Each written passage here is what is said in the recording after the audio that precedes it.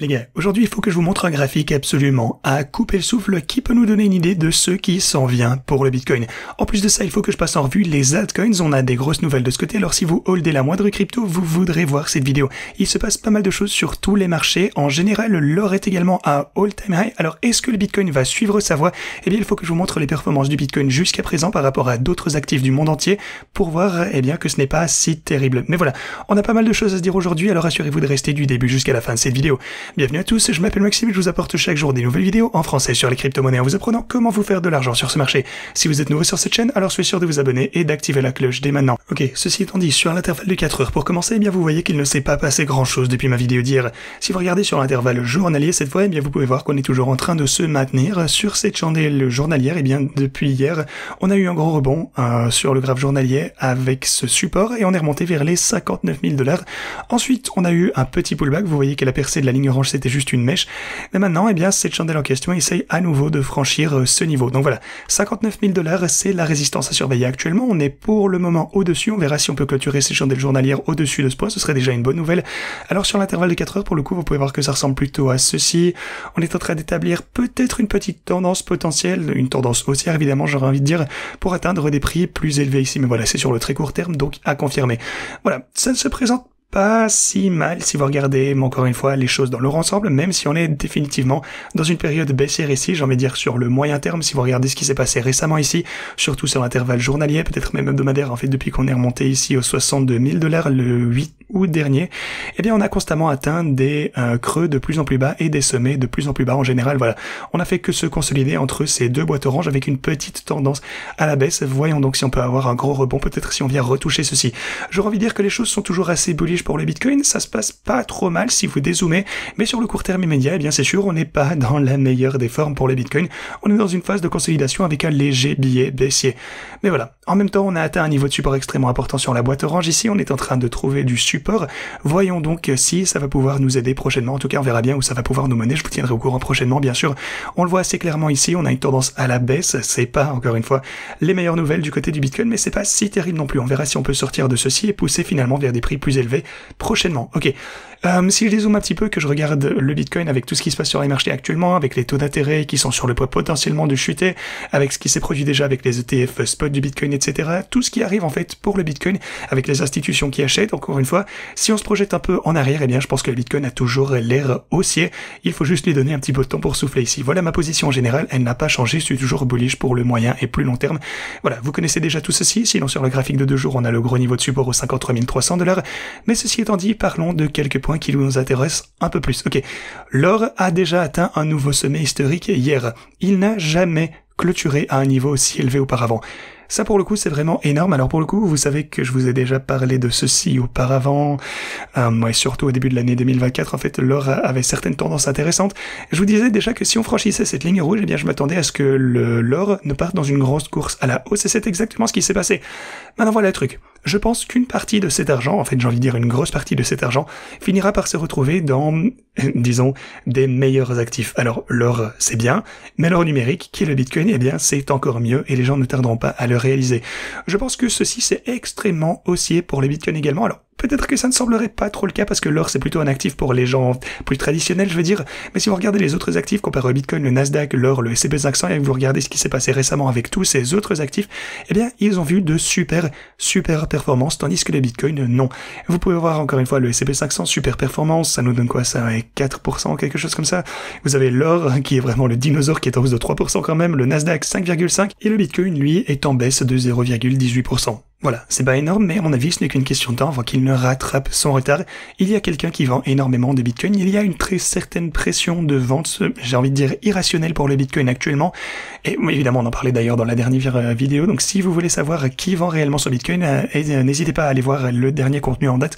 Voilà, j'ai passé tout ceci en revue, mais de toute façon je pense que le Bitcoin va rattraper son retard, que ce n'est qu'une question de temps. Bref, sinon, tout le monde a peur de la récession, donc on va parler un petit peu plus de ceci aujourd'hui, parce que historiquement parlant, le taux de chômage augmente de 0,5 à 1 point de base, donc 1% au cours des 4 premiers mois d'une récession. Jusqu'à présent, le marché, enfin au cours de ce cycle, le taux de chômage a augmenté de 0,5 un point de base de 0,5% au cours des 4 premiers mois pour atteindre 4,3 en juillet. C'est le niveau le plus élevé depuis octobre 2021. Alors si une légère récession frappe, on nous dit qu'on pourrait voir le taux de chômage augmenter à plus de 6% d'ici la fin de 2025. Alors, le taux de chômage a déjà dépassé sa moyenne mobile sur 36 mois pour la première fois sur 4 années. Alors, à chaque fois que ça s'est produit par le passé, le taux de chômage a augmenté, suivi encore d'un affaiblissement du marché du travail américain. Alors, qu'est-ce que ça veut dire grosso modo? Ça signifie que la Fed va essayer de se pencher sur la question. Elle a une urgence à gérer pour le coup. Si vous regardez ce que la Fed communique, elle dit: je suis préoccupé par le fait que nous ayons fixé ce niveau de taux d'intérêt il y a plus d'1 an et que l'inflation et le marché du travail se refroidissent plus vite que prévu. Je pense qu'on devrait prendre du recul et réfléchir à ceci également. Ce qu'ils disent également, c'est que le taux de chômage est en hausse et c'est un signe d'avertissement, un signe de prudence. En d'autres termes, la Fed a peur. Elle surveille ceci de très très près. Alors si ça continue, si le taux de chômage continue d'augmenter, alors elle pourrait devoir commencer à finalement réduire les taux d'intérêt. Maintenant, la bonne nouvelle, c'est que les chiffres de l'inflation qui sont arrivés, étaient en fait inférieurs aux prévisions. Dernière bonne nouvelle en date, pour le coup, on avait vraiment besoin de ça. Donc la Fed est satisfaite avec la baisse de l'inflation, elle se rapproche finalement de leur objectif de 2%, comme ils ont toujours visé depuis des années, mais ils devront peut-être commencer à réduire les taux d'intérêt plus vite que prévu, ce qui va certainement, d'un côté, aider à lutter contre le chômage, et ça va aussi aider les marchés, disons, avec de l'argent moins cher, qui peut finalement contracter des prêts. Voilà, je pense qu'on est quand même dans un cocktail assez sympa pour nos actifs. Je suis pas trop inquiet au sujet de tout ce qui se passe. Je pense que si vous regardez les facteurs macroéconomiques, tout se présente toujours pas mal pour le Bitcoin. Maintenant, si vous regardez, oui, ça d'ailleurs c'est vraiment un graphique de malade les gars, faites attention, c'est le marché boursier japonais comparé au Bitcoin. Ok. Alors pour le coup ici on est sur un intervalle annuel, un intervalle de 2 mois sur la gauche qui est le marché boursier japonais, et puis vous avez le Bitcoin sur la droite qui lui est sur un graphe d'1 mois. Et ce que je voulais vous montrer, c'est à quel point c'est vraiment très très similaire, même si c'est sur des intervalles un peu différents. Pour le coup le Bitcoin c'est un nouvel actif, il évolue plus lentement, mais à un moment donné aussi le marché boursier japonais pour le coup était une nouvelle classe d'actifs, pas vrai? Donc voilà, c'était relativement nouveau.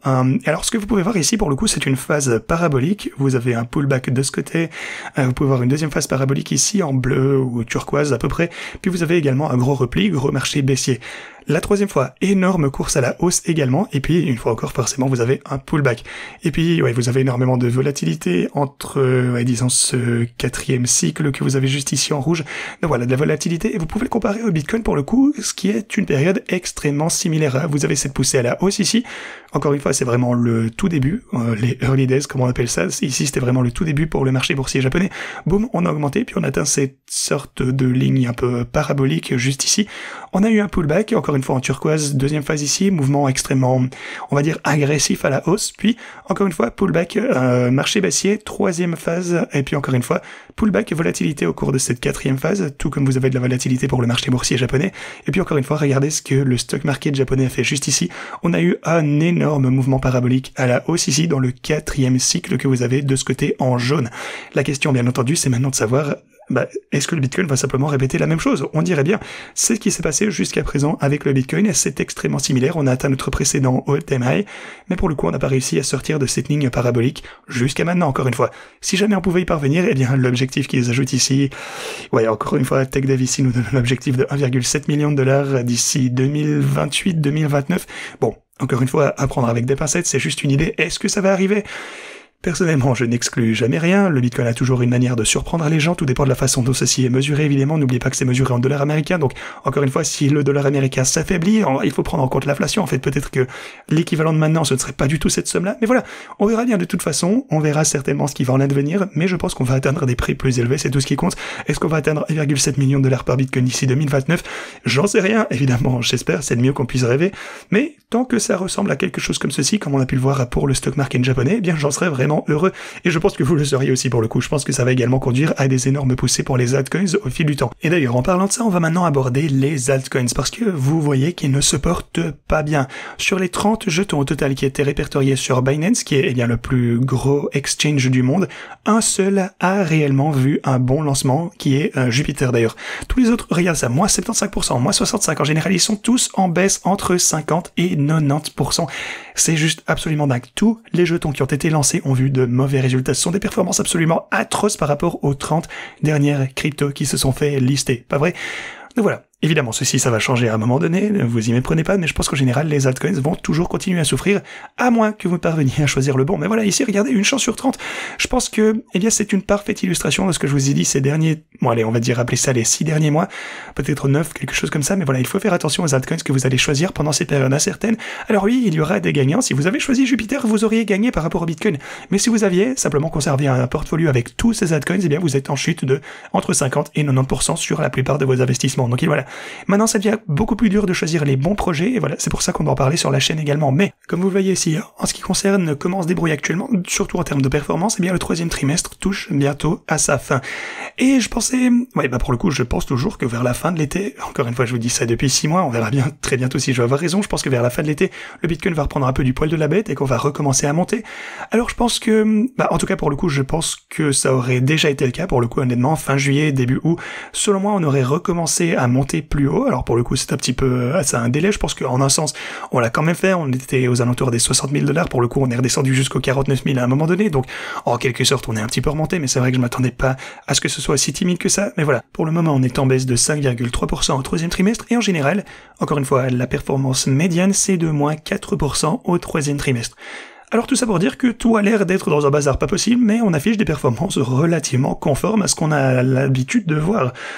Mais pour le coup, regardez ça, le 4e trimestre de son côté, lui, est extrêmement explosif. Généralement, la médiane, c'est de 57-56% de hausse au cours du 4e trimestre. Ça, pour le coup, c'est absolument énorme. Voilà, tout ça pour dire que si l'histoire est une indication de ce qui pourrait bientôt arriver, eh bien alors, on a de quoi s'attendre à un 4e trimestre extrêmement positif, et ça fait tellement longtemps qu'on accumule que je pense que ça risque de se produire. Et d'ailleurs, si vous souhaitez vous préparer pour trader toutes ces jolies trades, toutes ces opportunités à venir, eh bien n'hésitez pas à profiter des exchanges en description, vous avez tous les liens pour ce faire. Vous aurez par exemple jusque 60 000 $ de bonus de dépôt sur OKX, jusque 40 000 $ sur BitGate, et également une plateforme sans KYC pour tous ceux qui ne peuvent pas utiliser ces exchanges. Eh bien vous avez Evo, le meilleur DEX, exchange décentralisé, vous obtiendrez 300 $ gratuitement en utilisant ce lien ci-dessous, donc n'hésitez pas à profiter de toutes ces offres. Ok les gars, c'est tout ce que j'avais pour vous aujourd'hui, merci beaucoup d'avoir regardé cette vidéo, et moi je vous dis à la prochaine.